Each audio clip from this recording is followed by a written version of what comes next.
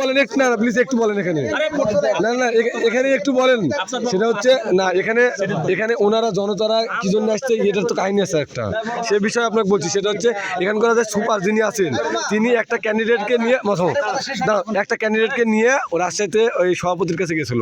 এই বিষয়ে তারা আরো যারা এলাকার যে ক্যান্ডিডেটগুলো আছে সেই ওই ক্যান্ডিডেটগুলোর পরিবার এবং অভিভাবকরা ক্ষিপ্ত এই বিষয়ে। এটা কি পারে তিনি?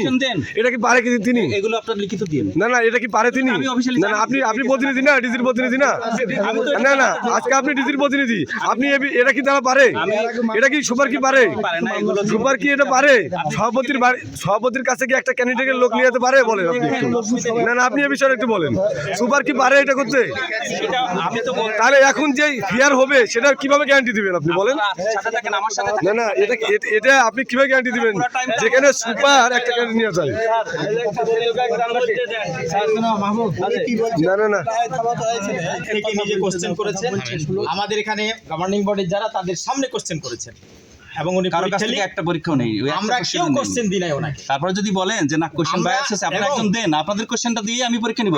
তবে কথা আছে এই, আমি একটা সরকারি কাজ করতে আসছি, আপনারা আমার সাথে থাকেন, আপনাদের কোশ্চেনটা দেন, সেই কোশ্চেন দিয়ে পরীক্ষা নিব, যে পাস হবে তাকে নিয়োগ দিব। এই সমস্ত নিয়োগ প্রক্রিয়াটাতে কোনো কথা বলতে পারবে না, কিন্তু আপনারা সাথে থাকবেন আমার।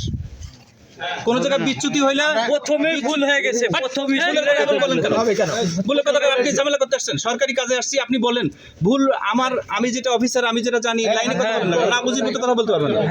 আপনার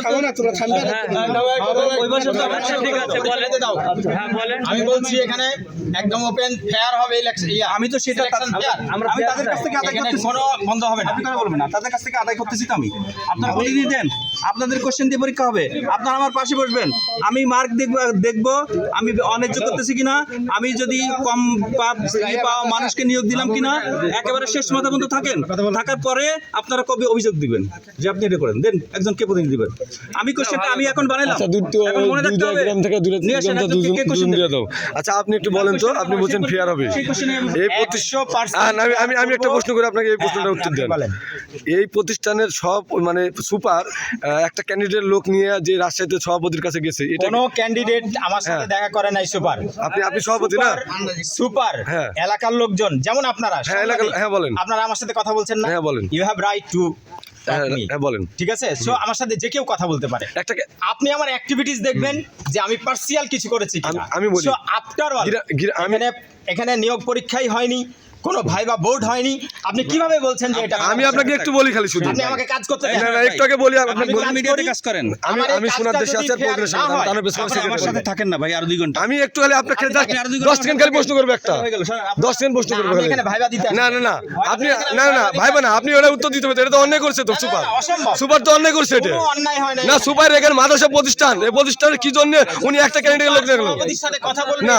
না না সুপার তো কথা বলেনি এখানে, সুপার তো যে ক্যান্ডিডেট সিলেকশন হচ্ছে কি সুপার এখানে কথা বলেনি তো, সুপার একটা ক্যান্ডিডেটের লোক নিয়ে গেছে, একটা ক্যান্ডিডেটের লোক একটা পক্ষের লোক নিয়ে গেছে, একটা পক্ষের লোক নিয়ে গেছে। এটা কিভাবে পারে? এটা কিভাবে পারে? আমার নাম দেলোয়ার হোসেন সোহেল, আমি তার প্রেস ক্লাবের সেক্রেটারি। সেক্রেটারি, ঠিক আছে, ওকে। কি জন্য লিয়ে গেল? কি জন্য লিয়ে গেল? এটা উত্তর দেন।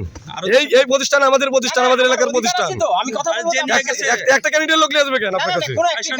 নিয়োগের 3 দিন আগে সুপার নিজে শেয়ার করছে তো, সুপার নিজে শেয়ার করছে। বলেন আপনি ডাকেন। সেই লোক যদি নিয়োগ না পায়